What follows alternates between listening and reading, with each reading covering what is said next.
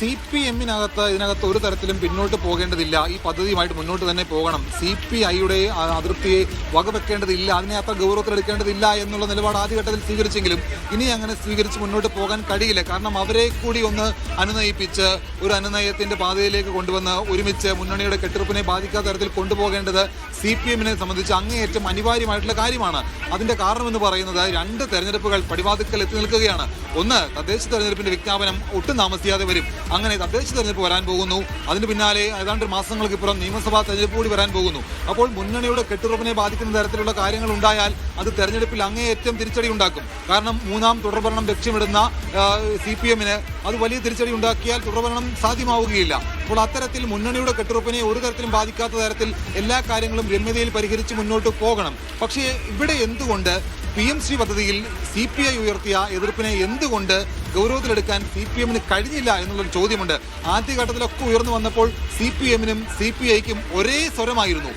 PMC പദ്ധതിയിൽ ഒരേ സ്വരത്തിൽ കാര്യങ്ങൾ പറഞ്ഞിരുന്ന CPM എന്തുകൊണ്ട് അവസാന നിമിഷം ഇതിനകത്തൊരു മാറ്റം അല്ലെങ്കിൽ പിന്നെ എന്തുകൊണ്ട് മാറി ചിന്തിച്ചു? അത് വിശദീകരിക്കേണ്ട ബാധ്യത വിദ്യാഭ്യാസ മന്ത്രിക്കുണ്ട്, CPMനുണ്ട്. അപ്പോൾ അത് വിദ്യാഭ്യാസ മന്ത്രി കൃത്യമായിട്ട് വിശദീകരിച്ച് പറയേണ്ടതാണ്. അത് പറയാത്തടത്തോളം കാലം CPIയുടെ അതൃപ്തി തുടരുക തന്നെ ചെയ്യും. അവരുടെ നിലപാടിൽ മാറ്റമില്ലാതെ അവർ മുന്നോട്ട് പോവുകയും ചെയ്യും. എന്തായാലും ഇതിനകത്ത് CPI നിലവിൽ ആദ്യഘട്ടത്തിൽ സ്വീകരിച്ച അതേ നിലപാട് ഇപ്പോഴും തുടരുന്നു എന്നുള്ള കാര്യങ്ങൾ തന്നെയാണ് CPIയുടെ വൃത്തങ്ങളിൽ നമുക്ക് ലഭിക്കുന്നത്. മന്ത്രി GR അനിലും അത് തന്നെയാണ് പറയുന്നത്. എന്തായാലും എന്താണ് ഇതിനകത്ത് അന്തിമ ചിത്രം? 27-ാം തീയതി ചേരുന്ന CPIയുടെ സംസ്ഥാന എക്സിക്യൂട്ടീവ് ഇവരുടെ അന്തിമ തീരുമാനങ്ങൾക്ക് അന്തിമമായിട്ടുള്ള ഒരു ചിത്രം നൽകും. ആ തീരുമാനം അവിടെയായിരിക്കും അംഗീകരിക്കപ്പെടുക. എന്തായാലും ആ CPIയുടെ സംസ്ഥാന എക്സിക്യൂട്ടീവ് വരെ കാത്തിരിക്കേണ്ടി വരും എന്നുള്ളത് തീർച്ചയാണ്. പക്ഷേ നിലപാടിൽ ഒരിറ്റ് വെള്ളം ചേർക്കാൻ CPI നേതൃത്വം ഇപ്പോൾ തയ്യാറായിട്ടില്ല എന്നുള്ളത് എടുത്തു പറയേണ്ട കാര്യം തന്നെയാണ്. എന്തായാലും വൈകിട്ട് 5 മണിക്ക് ബിനോയ് വിശ്വം മാധ്യമങ്ങളെ കാണുമ്പോൾ ഈ കാര്യത്തിനടക്കം കൂടുതൽ വിശദീകരണം അല്ലെങ്കിൽ കൂടുതൽ വ്യക്തത കൈവരുമെന്ന് നമുക്ക് പ്രതീക്ഷിക്കാം. ഒരു തരത്തിലും അനുനയത്തിന്റെ പാതയിലേക്ക് CPI വഴങ്ങുന്നില്ല എന്നുള്ളത് തന്നെയാണ് നമുക്ക് ഇപ്പോൾ ലഭിക്കുന്ന വിവരങ്ങളിൽ നിന്ന് മനസ്സിലാക്കേണ്ടത്. ഒരു അനുനയത്തിനും ഞങ്ങൾ ഒരുക്കമല്ല. PMC പദ്ധതിയിൽ ഒപ്പിട്ട തീരുമാനത്തിൽ നിന്ന് പിന്നോട്ട് പോകുന്നത് വരെ അതേ നിലപാടിൽ CPI ഉറച്ചു നിൽക്കും എന്നുള്ളത് തന്നെയാണ് ഇതിൽ നിന്ന് നമ്മൾ മനസ്സിലാക്കേണ്ടത്. എന്തായാലും CPIക്ക് ഒട്ടും ചെറുതല്ലാത്ത വലിയ തരത്തിലുള്ള അതൃപ്തിയും അമർഷവും ഇക്കാര്യത്തിനകത്തുണ്ട്. അത് പരിഹരിച്ച് എങ്ങനെ മുന്നോട്ട് കൊണ്ടുപോകും എന്നുള്ളതാണ് നമ്മൾ വരുന്ന മണിക്കൂറിൽ കണ്ടറിയേണ്ടത്. ഇതിന് CPM സംസ്ഥാന സെക്രട്ടറി ബിനോയ് വിശ്വം എന്ത് മറുപടി പറയും? മന്ത്രിമാർ വിട്ടുനിൽക്കുമോ എന്നുള്ള ചോദ്യത്തിനൊക്കെ GR അനിൽ കൃത്യമായിട്ട് മറുപടി പറയുന്നില്ല എങ്കിൽ പോലും അതൊക്കെ പാർട്ടി സെക്രട്ടറി പറയും. പാർട്ടി സെക്രട്ടറി ഒരുപക്ഷെ അതിനകത്ത് പറഞ്ഞില്ല എങ്കിൽ പോലും 27-ാം തീയതി ചേരുന്ന CPIയുടെ സംസ്ഥാന എക്സിക്യൂട്ടീവ് അതിനകത്ത് അന്തിമമായിട്ടുള്ള ഒരു തീരുമാനം പറയും. മന്ത്രിമാർ വിട്ടുനിൽക്കുക എന്നുള്ളത് തന്നെ ആയിരിക്കാം ഒരുപക്ഷെ തീരുമാനത്തിലേക്ക് പോവുക. കാരണം മന്ത്രിസഭാ യോഗത്തിലടക്കം വലിയ തരത്തിലുള്ള അവഗണന മന്ത്രിമാർ നേരിട്ടിട്ടുണ്ട്. അപ്പോൾ അതുകൊണ്ട് തന്നെ മന്ത്രിമാർ സ്വാഭാവികമായിട്ടും പാർട്ടി പറയുന്ന തീരുമാനത്തിനൊപ്പം നിൽക്കും. പാർട്ടി പറയുകയാണ് മന്ത്രിമാർ രാജിവെക്കൂ, അല്ല അപ്പോൾ രാജിവെക്കാൻ അവർ തന്നെ തയ്യാറാകും.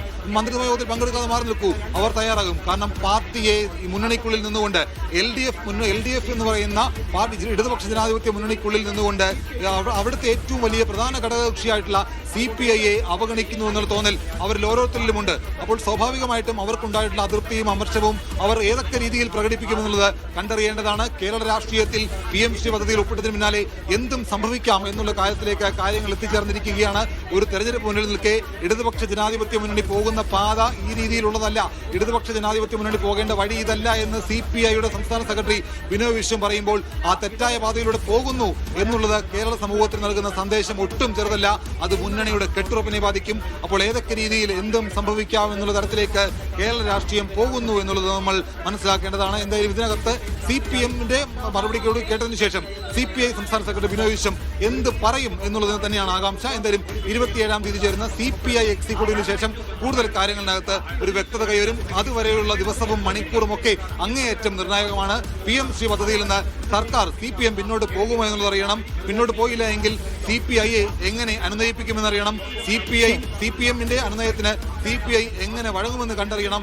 അങ്ങേയറ്റം ആകാംക്ഷ നിറയുന്ന മണിക്കൂറുകൾ തന്നെയാണ് ഇനി അങ്ങോട്ട് മുമ്പോട്ടുള്ളത്. അമൃത, ഷിജോ കുര്യനാണ് വിവരങ്ങൾ നൽകിക്കൊണ്ടിരിക്കുന്നത്. അവിടെ ഇപ്പോഴും യോഗം പുരോഗമിക്കുകയാണ്. PMCയിൽ ഒപ്പിട്ടതിനു പിന്നിൽ ഒപ്പുവെച്ചതിന് കേരള സർക്കാരിനെ അഭിനന്ദിച്ച കേന്ദ്രം 2020 NEP അനുസൃതമായി നൈപുണ്യ വികസനത്തിൽ ശ്രദ്ധ കേന്ദ്രീകരിക്കുന്നതിൽ ഇത് പ്രധാന നാഴികക്കല്ലാണ്. നിലവിൽ ഒപ്പിട്ടിരിക്കുന്ന MOU ദേശീയ വിദ്യാഭ്യാസ നയത്തിന് അനുസൃതമായാണെന്നും വിദ്യാഭ്യാസ മന്ത്രാലയം വ്യക്തമാക്കി. PR അരവിന്ദ് ഡൽഹിയിൽ നിന്ന് ചേരുന്നുണ്ട്. അരവിന്ദ്, കേന്ദ്രത്തിന്റെ പ്രതികരണം എന്താണ്? ഈ വാക്കുകളിൽ നിന്ന് എന്താണ് മനസ്സിലാക്കേണ്ടത്?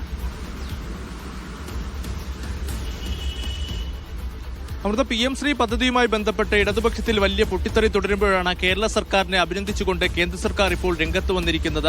PM ശ്രീ പദ്ധതിയിൽ ഒപ്പുവെച്ച കേരളത്തെ അഭിനന്ദിക്കുന്നുവെന്നതാണ് കേന്ദ്ര വിദ്യാഭ്യാസ മന്ത്രാലയം ഇപ്പോൾ എക്സിൽ കുറിച്ചിരിക്കുന്നത്. പ്രധാനമായും കേന്ദ്രം ചൂണ്ടിക്കാണിക്കുന്നത് 2020 ദേശീയ വിദ്യാഭ്യാസ നയത്തിന് അനുസൃതമായാണ് ഇപ്പോൾ ഈ ധാരണാപത്രത്തിൽ കേരളം ഒപ്പുവെച്ചിരിക്കുന്നത്. അതുപോലെ തന്നെ ഇതൊരു പ്രധാന നാഴികക്കല്ലെന്നുകൂടി കേന്ദ്രം ചൂണ്ടിക്കാണിക്കുന്നു. പക്ഷേ പ്രധാനപ്പെട്ട ചോദ്യം നമുക്കറിയാം, CPM general secretary MA baby അടക്കം ചൂണ്ടിക്കാണിച്ചത് ഈ PM ശ്രീ പദ്ധതിയിൽ ഒപ്പുവയ്ക്കുമ്പോഴും ദേശീയ വിദ്യാഭ്യാസ നയം നടപ്പിലാക്കില്ല എന്നതാണ്. അപ്പോൾ ആ വാക്ക് പാഴായി എന്ന് തന്നെയാണ് കേന്ദ്ര സർക്കാരിന്റെ ഇപ്പോൾ ഈ എക്സിലൂടെ വ്യക്തമാക്കിയിരിക്കുന്നത്. ദേശീയ വിദ്യാഭ്യാസ നയത്തിന് അനുസൃതമായി തന്നെയാണ് PM ശ്രീ പദ്ധതിയിൽ കേരളം ഒപ്പുവെച്ചതെന്ന് കേന്ദ്രം ഒരിക്കൽ കൂടി ചൂണ്ടിക്കാണിക്കുകയാണ്. അതുപോലെ തന്നെ മികച്ച വിദ്യാഭ്യാസവും വിദ്യാർത്ഥികളുടെ ശോഭനമായ ഭാവിക്ക് വേണ്ടിയുള്ള ഗുണനിലവാരമുള്ള വിദ്യാഭ്യാസം നൽകുവാൻ കേന്ദ്രവും കേരളവും ഒരുപോലെ പ്രതിജ്ഞാബദ്ധരെന്നും ഇപ്പോൾ കേന്ദ്രം എക്സിലൂടെ വ്യക്തമാക്കുന്നു. എന്തായാലും വലിയ ചോദ്യങ്ങൾ ജനങ്ങൾക്ക് മുന്നിലേക്കും CPIക്ക് മുന്നിലേക്കും എറിഞ്ഞുകൊടുത്താണ് കേന്ദ്രത്തിന്റെ ഇപ്പോൾ ഒരു ട്വീറ്റ് വന്നിരിക്കുന്നത്. ദേശീയ വിദ്യാഭ്യാസ നയത്തിന് അനുസൃതമായി തന്നെയാണ് ഈ ധാരണാപത്രത്തിൽ കേരളം ഒപ്പുവെച്ചതെന്നാണ് ഇപ്പോൾ കേന്ദ്രം ചൂണ്ടിക്കാണിച്ചിരിക്കുന്നത്.